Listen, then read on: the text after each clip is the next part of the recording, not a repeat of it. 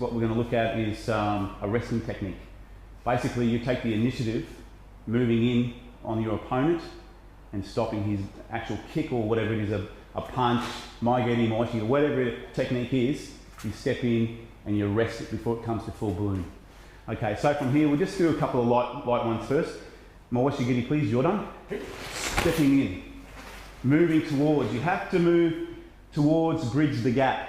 Now, the most dangerous part of Masashi Geri or any technique is just before it is full bloomed. Masashi Geri up. Okay, this is one of the most dangerous parts. The leg is just a couple of inches away, then that final impact. That final impact is the one that causes the big damage. The whipping motion, bang, that final motion. So what we've got to try and do here is, instead of doing like a key-on type of block, we're hawanoki, kicking, and stepping back and trying to block this way, what we want to do is we want to stop him mid-flight. Okay, kicking this way. What this does, it actually off-balances the person and puts him in a vulnerable position. So we'll do a couple more. Hop. Again, hop. Notice both my arms are coming up for the block. I'm not trying to take on a kick with one hand. I'm using two. Lessens the blow to the body, and I'm turning my actual arms inwards, not taking it on this part here, where it's easily broken, but I'm taking it on this part as I'm rolling forward, blocking. So we'll do a couple more. Hop. Again. Hop. After I've blocked, hands up, impossible for him, because my blocking is back here, impossible for him to strike me, okay? He's got no power, he's off balance. All he's worrying about is his landing, okay? When he's on one leg, and this is for every kick, this is why it's so important, especially if you're doing snap kicks, to make sure that you pull that leg back. He's got no balance. When you're on one leg, you're so vulnerable. I can come through after this one and do a takedown this way. Okay, so we're going to do a couple more with speed, and I'll show you the effect that this can cause. Okay. Up. I can get in close to the person. Up. Up. One more. Up. Okay. After attack here, one more Shigiri. After attack here, bouncing off, striking with elbow, what we call age uke in Shotokan. Okay. He's going to try and kick me Jordan, okay, or even Chudan. I want to draw him out. I want to be able to, I want for his mind to switch on and go, here's my opportunity. He knows that I fight with my left foot forward. Normal, typical Shotokan stance. This is me. A lot of people, when they're fighting, they'll switch, but they don't do anything. This is a vulnerable position to be attacked in. This is where you switch here, you don't do anything, this person can take the initiative and then attack you. Nice, yes. Okay, this is a very dangerous position to put yourself in. But if you think past that, you want to give him the opportunity, seize the opportunity to deliver a technique, his favourite technique. His favourite technique for this one, Jordan Masashi Geri. As soon as I'll just walk through this first one, John, and then we'll do some quicker ones for them. Okay. My idea is I'm going fishing. I'm drawing in. So I've turned. His favourite technique now is Masashi Geri Jordan. I'm on an open side. Very hard for me to actually block. But this is what I want. I want to draw him in. I want him to use his favourite technique, and then I want to counter. So he does Masashi Geri. This is opportunity for me. Moving in. This is what we call a passing technique, where we're passing one technique to the next person. It's not really a deflection. I'm not really deflecting it. I'm passing on. I'm taking his technique and I'm delivering another technique back to this person. I also, if he's doing a Masashi Geri, from here, if I've jumped in this position, Masashi Geri, I can then use another technique on him. Okay? So this is a drawing technique. Draw him out. Masashi Geri, spinning application, spinning in, Shuto Jordan. Okay? So these are just some of the little things you can do. So remember, if you swap to the other side, which is not your favourite, ensure that it's for a reason. Okay, hop. We know, we've studied our opponent, we know that our opponent loves Masashi Geri. This is his favourite technique, okay? He's the king of Masashi Geri. So what we want to do is we want to draw into delivering this technique. To do this, he would prefer to kick Masashi Geri if I was this side, okay? If I change side. If I change this side, then he can do turing, or if he wants, he can do Jordan. Okay? This is what we want. We want to draw him into false sense of security. This is his favourite technique. I've then swapped over.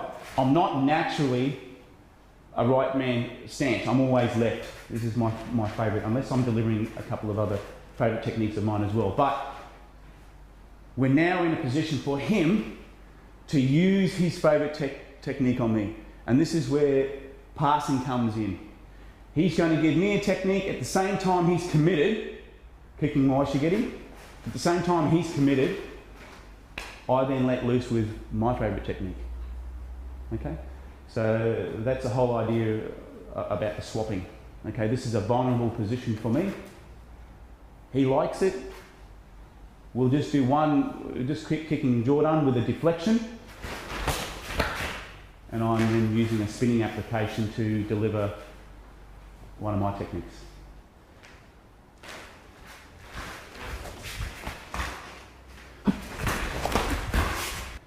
The number one, if I can just get this into your head, installed into your brain, into your computer, distance is vital. As I said, kicking Masashi Geri, leg up. The moment of impact, just before impact, is the most dangerous. So we need to bridge that gap between them. The movement that I'm looking for here is exactly the same as the movement before with a resting technique. It's the same. I'm moving in. After Masashi Geri is being delivered, I'm moving in. I'm in this position here. My elbow's coming up to the body. Now this covers me from any sort of, if he's thinking, which he won't be thinking of punching until he's landed on the ground. Everybody thinks like this. You don't see people standing there trying to kick Masashi Geri and Kazamazuki. Okay, this is rubbish. No power, nothing. Okay, so we're in this position. Our elbow is up. We can attack in here as we go around. We're using a spinning motion where my back leg will come around this way. I'm just going to pivot you around like a ballerina. So coming around this way. Okay, then we can do the takedown. We're going to do a deflection on Masashi Geri, but it's really a combination of three applications here: arresting, deflection, and passing. Okay, so Masashi Geri, remember, we're taking the initiative when it comes to arresting. So we're moving in closer to the target. Okay, we're less vulnerable for this. Okay, so he kicks, we're moving in straight away. We're capturing. Then we're gonna pass, and it's a slight deflection. What we do is, once we're in this position, I have my elbow into his stomach area, I have my hand here, and then I'm going to take his momentum and my momentum spinning, and I'm going to take him down. But from here, he's kicking Masashi Geri. From here. This motion is what we're looking for. We're looking for a spinning motion, and if you build up speed, you're taking his speed, my speed, combining it. It's like two cars going down the highway. 100k an hour, 100k an hour, bang, 200k explosion. Okay? Exactly the same with this. Remember, when you're attempting to arrest a technique, pass a technique, deflection as well, distance is critical, okay? You have to take the initiative, you have to move, especially with an application that we're about to do now and demonstrate. It's important that I close the gap, because if I don't close the gap and I stay where I am here and I want to try and do a turning technique and throw him, impossible. Kicking, oh, this is impossible for me to throw. Because why? We're kicking it up, leg up. Okay. Here, this is like I said before in the earlier videos, this is the most dangerous part. Just 1 inch away, bang. This is it. I've got no control over that, because all the energy, all the power has come to the ball of the foot. This is the most dangerous part. okay? But once the energy is still large, it's still a large object, and I'm moving in, I have to bridge that gap. For me to grab that energy in a raw mass sense before it becomes singular and to the point, I have to bridge the gap.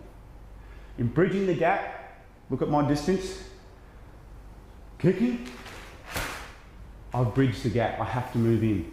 Don't worry about the punching, you can't punch with this. His mind is purely on here. Most people, when they're delivering a single application such as a kick, they will do a follow-up technique such as Yakuzuki, Kazamazuki, Mawashi MP. At the very end, they've delivered the major technique. So from here, we're bridging. But as we're bridging, we're meeting him halfway, kicking, we're turning our body. We're turning as well, taking his momentum, because it's a roundhouse kick, so therefore where is the power heading? Heading in a circular motion.